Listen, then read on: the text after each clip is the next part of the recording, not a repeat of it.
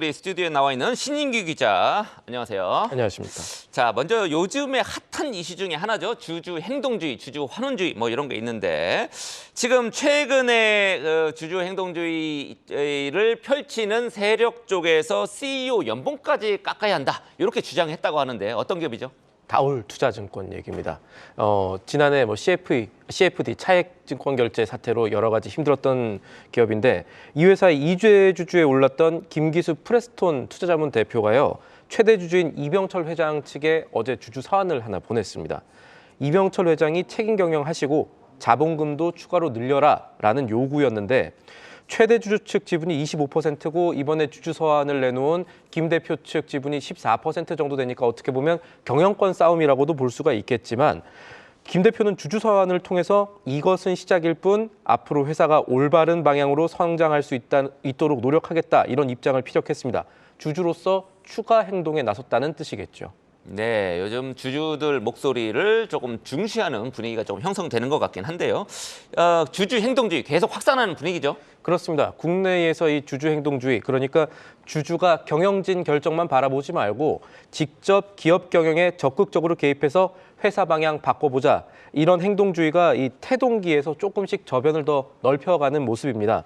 최근 동향만 봐도 그렇습니다. 현정은 회장을 지난달 이 사내이사에서 물러나게 한 것도, 그러니까 현대엘리베이터 사내이사에서 물러나게 한 것도 이 KCGI 운영의 주주행동주의적 요구와 맞물린 것이고요.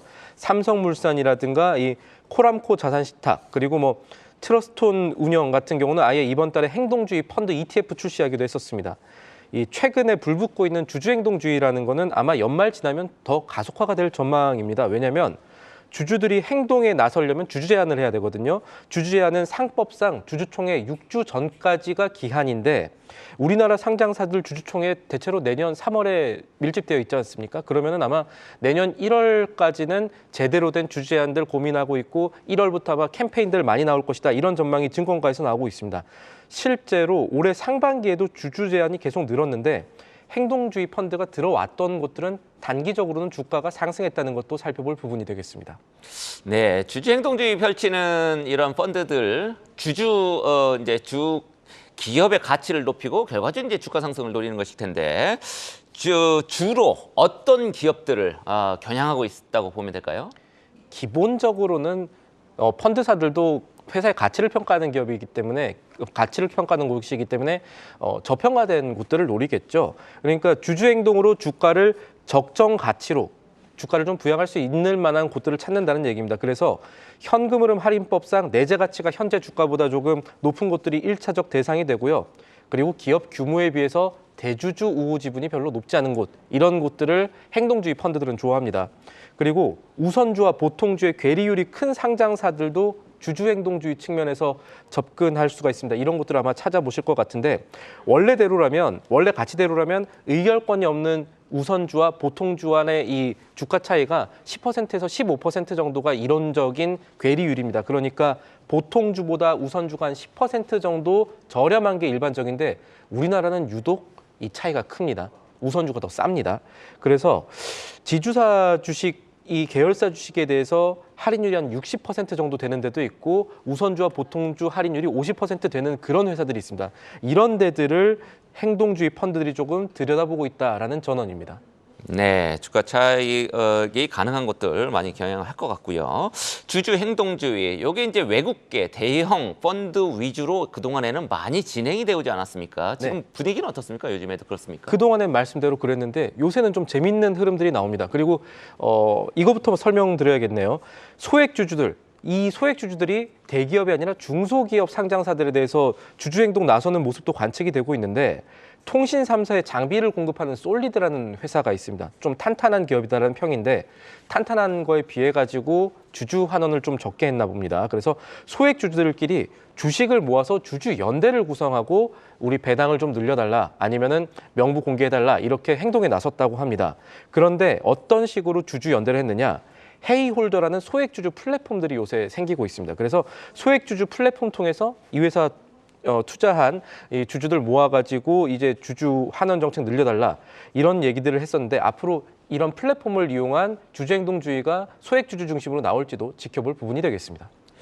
네, 우리 소액 투자자들 입장에서는 주주 행동주의 펀드들의 움직임 뭐 이렇게 싫지만은 않을 것 같아요. 네, 반기는 네, 경우도 반등 있죠. 이제 어떤 계기가 될 수도 있으니까요. 네. 기업들 입장에서는 좀 골치 아플 수 있을 것 많이 같은데 아프죠. 방어 전략 어떻습니까? 예전에도 뭐 삼성도 그렇고 여러 가지로 신경이 쓰일 부분이 있습니다. 기업의 제대로 된 경영, 장기적인 경영을 방해할 수 있는 게 어떻게 보면 또 주주행동주의자 이런 주주행동주의라는 반론도 있기 때문에 그래서 상장사들의 방어 전략 살펴보면 두 가지로 나눠볼 수 있습니다.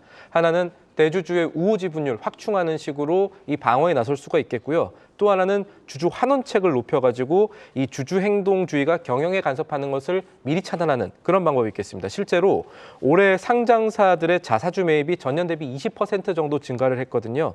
이런 상황들 고려하면 사실 개인 투자자 입장에서야 우리나라에서 주주행동주의가 확산하는 것 반길 만한 상황이라고 하겠습니다.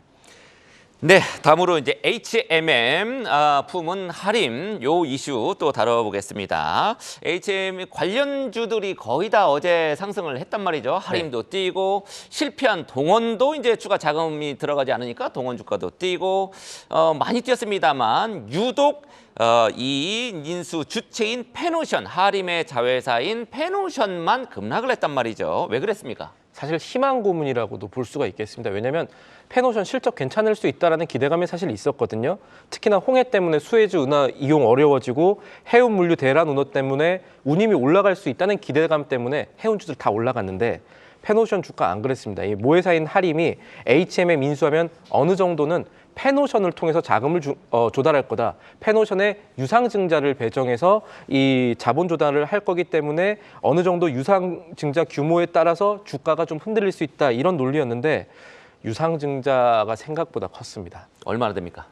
최대 3조 정도 얘기가 나오고 있습니다. 확정된 건 3조를 아닙니다. 페노션이 조달을 한다. 이런 얘기가 나오면서 페노션 주가가 급락했다라는 얘기인데 그러면 페노션의 시가총액 대비해서는 얼마나 큰 규모인가요? 지금 이 3조가 최대 3조가 되고요. 네. 사실 조금 더 정확하게 살펴보면은 산업은행 쪽에서 나온 얘기긴 합니다만 최소 1조 원 정도의 증자를 해줬으면 좋겠다라는 얘기입니다. 그러니까 1조 원에서 3조 원 정도의 규모가 될 수 있고 하림 쪽에서는 유상증자의 비중을 높였으면 좋겠다는 건데 페노션이 현재 시총이 2조 원이 조금 넘습니다. 2조 1천억 원 정도 하거든요. 어제 시총 떨어져서 더 그렇습니다. 거기다가 이번에 유상증자를 HMM을 인수하기 위해서는 하림이 굉장히 힘을 쏟아부어야 되는데 이번에 구조를 좀 잘 마련한 것 같습니다. 유상증자는 배정을 하게 되면은 만약에 실패할 경우도 있지 않습니까? 그렇게 되면 실권주라는 것이 발생합니다.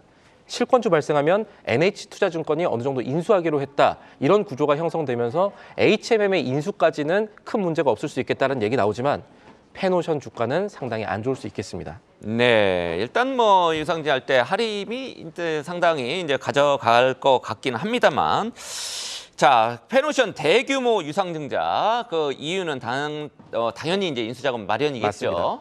그리고 인수 주체인 하림이 이번에 6조 원을 넘는 인수를 했기 때문에 돈을 좀 빌려야 됩니다. 2조 원에서 3조 원 정도 빌릴 수 있다. 최대 3조 원 빌릴 수 있다라고 했는데 이 빌리는 돈을 적게 하는 게 하림 측에서는 이득일 겁니다. 그렇기 위해서는 페노션의 유상증자를 늘려야 했고 하지만 조단이 그것도 시총 이상으로 유상증자를 할 수 있다는 얘기가 나온 데 대해서 사실 페노션 주주들은 강한 실망감을 보이지 않을 수가 없겠죠. 오늘 주가를 주목해야 되는 이유가 되겠습니다. 네, 오늘 주가 또 어떻게 될지 한번 지켜보겠습니다. 하림 주가도 오늘 살펴봐야죠. 어제 너무 많이 뛰어가지고. 자, 마지막 이슈 좀 짧게 살펴보겠습니다. 지금 증시 불공정 거래 꽤 화두입니다. 얼마나 늘고 있습니까? 이거 골치 아픈데. 11월 데이터 나왔습니다. 11월 데이터 봤더니 192건으로 집계가 됐고요. 이것은 한 달 사이에 13.6%가 늘었습니다. 이 조사 건수뿐만 아니라 이 예방 조치, 그러니까 이 거래가 좀 이상하다. 그래서 경고를 내린 것도 봤더니 500건이 넘습니다. 이거 10월에 비해서 100건 넘게 증가했고요. 시장 감시 과정에서 불공정 거래에 포착한 거 무자본 인수합병, 무자본 M&A 관련 사례들 포함해가지고 10건 정도가 집계됐습니다. 네, 주로 이제 뭐 주가 조작도 있을 거고 뭐 내부자 거래도 있을 거고 나쁜 놈들 많을 텐데 이게 적발이 늘어난 건가요? 아니면 불공정 거래 건수 자체가 늘어난 건가요? 어떻게 봅니까? 지금 상황 보면은 금융당국이 적발에 굉장히 힘쓰고 있다. 이렇게 보는 게 조금 더 타당할 겁니다. 왜냐하면은 내년 1월, 정확하게는 내년 1월 19일입니다. 자본시장법이 개정이 되고요. 이렇게 되면은 미공개 정보 이용이라든가 시세 조정, 부정거래, 나쁜 짓 하는 3대 불공정 거래에 대해서 부당이득의 최대 2배까지 과징금 물리도록 이런 제재 효과 국대하겠다는 방침인데 이런 방침을 사람들한테 이 투자 시장에 좀 더 확산하기 위해서 지금 그립을 좀 더 세게 주고 있다는 표현이 이 증권가에서 나오고 있으니 우리 시장에서 일어나는 불공정 거래 좀 줄어들지 지켜봐야겠습니다. 불공정 거래 생기면 반드시 손해 보는 사람이 생깁니다. 맞습니다. 그게 주로 개인 투자자들이 손해 보니까 문제가 되는 것이고요. 요거 확실하게 잡아서 우리 자본시장 투명하게 만드는데 조금 일조를 해주시기 바랍니다. 우리 금감원이라든지 거래소나 우리 직원 여러분들 고생 많습니다. 지금까지 신인규 기자였습니다.